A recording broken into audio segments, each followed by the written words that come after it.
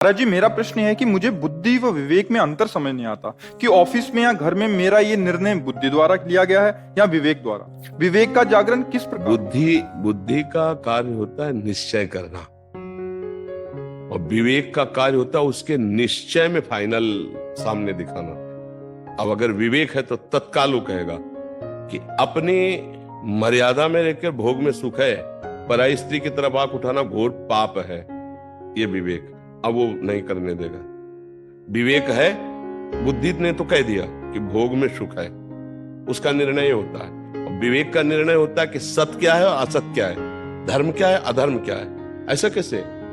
अगर भोग में सुख है तो जिसका पाणी ग्रहण किया है उसका, जो हमारे पास धर्म पूर्वक है उस भोग का, अधर्म पूर्वक भोग थोड़ी भोग सकते हैं। ये विवेक तत्काल खड़ा हो जाएगा, नहीं, ऐसा नहीं होने देंगे। जो सत्य और असत्य का निर्णय करे, जो धर्म और अधर्म का निर्णय करे, उसे विवेक कहते हैं। और जो केवल निर्णय करे उसे बुद्धि कहते हैं, बिना सत असत का विचार किए। ये निर्णय तो कर रही, ये है बुद्धि। और जो उस पर हावी होकर के निर्णय कराता है, बुद्धि के निर्णय पर जो हावी होता है, उसे कहते हैं विवेक। विवेक बचा लेता है। बोले बड़े विवेकवान हो, ऐसा बुरा फंसाती बुद्धि तुम्हें कि विवेक ने बचा लिया, नहीं बुरा फंस जाते। तो बुद्धि फंसाती है और विवेक बचाता है। समझ रहे ना? जो सत असत का निर्णय करे उसे विवेक कहते हैं, और जो बिना सत असत का निर्णय किए फाइनल में यही जज है बुद्धि। इसी से सारा काम होता है। मन इसी की सलाह से ही चलेगा, अलग नहीं चल सकता। मन बुद्धि को अपने पक्ष में कर लिया है, और मन को इंद्रियों ने पक्ष में कर लिया है, और इंद्रियां भोगों में रत है। तो जो इंद्री बोली कि ये भोग भोगना है, तत्काल मन ने दस्तखत करवाए बुद्धि से, हाँ भोगो। लेकिन विवेक है तो दस्तखत नहीं होने देगा। नहीं, सत्संग में सुना है ऐसा नहीं होना चाहिए, मर जाए चाहे जाऊं, मैं ऐसा नहीं करूंगा। ये आ गया विवेक। बुद्धि ने तो हाँ कर दिया था, मन ने बुद्धि से दस्तखत करा लिए थे, लेकिन विवेक ने बचा लिया। होए विवेक मोह भ्रम भागा, तब सब विषय विलास विरागा। विवेक और बुद्धि का अंतर समझ पा रहे हैं?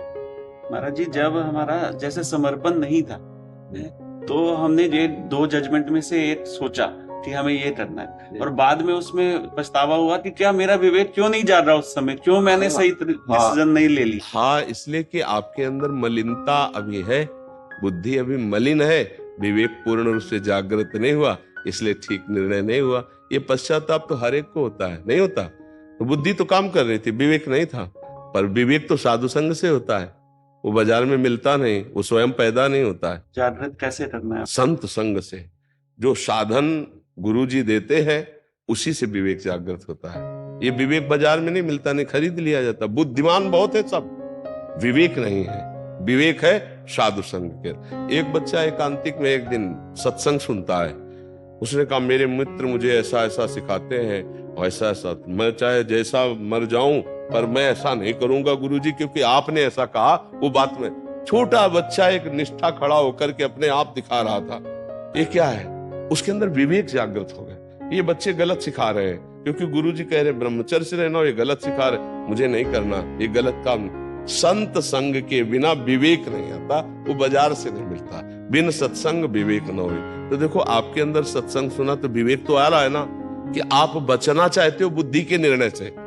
आ रहा है ना विवेक, यही विवेक आ रहा है कि आप बचना चाहते हो कि ये बुद्धि ऐसा निर्णय किया और फिर इसके बाद मुझे पश्चाताप होता है कि मैं सही निर्णय क्यों नहीं कर पाया। तो विवेक जागृत हुआ है, लेकिन अभी वो सफल नहीं हुआ है। जागृत हो चुका है जो इस बात की जांच करना शुरू कर दिया है, लेकिन जब सफल हो जाएगा तो सफल ड्राइवर वही कि घटना के पहले ब्रेक मार दे, घटना के बाद सोचे कि ब्रेक मार देता तो ये बच जाता, वो बात नहीं होती। विवेक होता है घटना होने के पहले बचा लेना, और बुद्धि क्या होती? घटना के बाद पश्चाताप करती कि यार ऐसा कर लेते तो बच जाते, ऐसा ना करते तो बच जाते। कई तरह का उसमें ज्ञान वो उस समय देती है, लेकिन उस समय ज्ञान देने की जरूरत थी जब घटना होने जा रही। वो विवेक होता है, वो सत्संग से आता है। शास्त्र स्वाध्याय नाम जब जितना करोगे शुद्ध विवेक होता चला जाएगा। आप समझ रहे?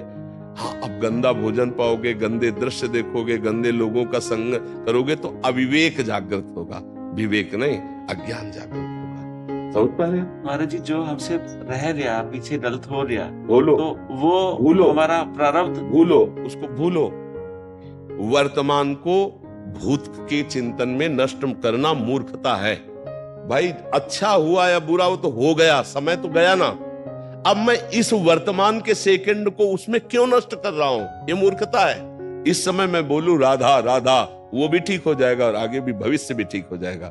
वर्तमान को संभालने वाला विवेकी होता है। जो भूत और भविष्य की चिंता में वर्तमान के समय को नष्ट करता है उसे अविवेकी और मूर्ख कहते हैं। पीछे हमसे गलती हो गई, अब हम बैठे बैठे ये समय क्यों उसमें नष्ट कर रहे हैं? इतना कीमती समय पीछे जो गलत हो गया उसके चिंतन में नष्ट कर रहे हैं, ये हमारी मूर्खता है। हम इस समय उसको सुधारने के लिए राधा राधा राधा, और वो गलती अब कभी नहीं करेंगे। समझ गया? अहम तो हम स्वर पापे भ्यो मोक्षयिष्यामि मा शुचा। हमारी गलती अब जैसे ये कि पीछे मुझे से गलती हुई, वो अज्ञान के कारण हुई कि प्रारब्ध के कारण हुई, तो इसका निर्णय इस तरह देखा जाता है कि प्रारब्ध से भोग सामग्री आएगी, लेकिन भोगना है कि नहीं ये हमारा विवेक काम करेगा। प्रारब्ध से संयोग आ गया, लेकिन भोगना है कि नहीं ये हमारा विवेक काम करेगा। प्रारब्ध से आ गई है लेकिन अधर्म पूर्वक है, मैं उसे नहीं भोगूंगा, खत्म प्रारब्ध। प्रारब्ध बलात् तुमसे नहीं करवा लेगा, वो निर्णय तुम्हारा होगा। प्रारब्ध से संयोग आना होता है। प्रारब्ध से हमारे चोट लग गई, अब उसका दुख है, लेकिन उसके दुख में डूबे या अपने को बचा ले, हमारा विवेक है। नहीं कि प्रारब्ध भोग था, अब चोट लगनी थी तो लगी गई, भगवान का जैसा विधान था। अब हम उसका निवारण करने की सोचे, औषधि लगवाएं, डॉक्टर से मिले, उसकी चिंता नहीं करनी। राधा राधा राधा, कोई घटना थी निपट गई। प्रारब्ध का संयोग होगा, लेकिन उसको हम भोगे ना भोगे इसके लिए स्वतंत्र है। प्रारब्ध ये नहीं कि बलात् आपसे बोले हमारा पाप कर्म हो रहा है, बोले हमारा प्रारब्ध इसलिए हम भोग रहे, ऐसा नहीं है। प्रारब्ध से भोग का संयोग बनेगा, लेकिन भोगना ना भोगना है तुम्हारी बुद्धि विवेक के अंतर्गत की बात है। समझ रहे? प्रारब्ध ऐसा कोई बहुत बड़ा देवता नहीं है, प्रारब्ध हमारे पूर्व कर्म का संयोग है। बहुत बहुत समझने की जरूरत है, नहीं तो बुद्धि जो है हमको फंसाती रहती कि भाई हमारा संयोग लिखा था, हमारा प्रारब्ध था, इसलिए ऐसा नहीं। माना कि प्रारब्ध में वो संयोग है, लेकिन विवेक तुम्हें मिला, कोई पशु नहीं हो। बुद्धिमानी से बचा लो, आगे संस्कार न बिगड़ने पाए। राधा राधा राधा, बच गए। समझ रहे?